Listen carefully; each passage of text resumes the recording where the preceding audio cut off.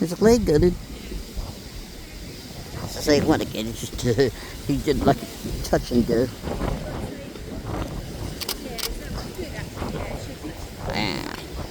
She did say to Chris she felt like he was royal. Oh.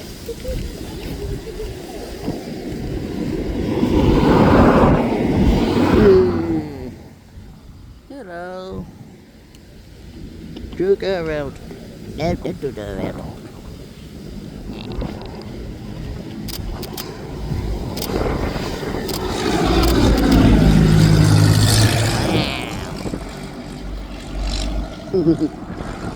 This is some good wood, you know.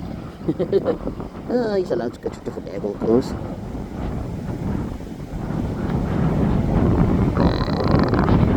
Good land.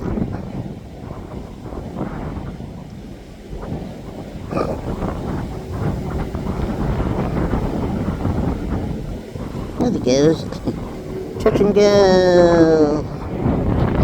He's doing touch and go training 6, you know. But he's windy. For fun. What's that at Shoreham?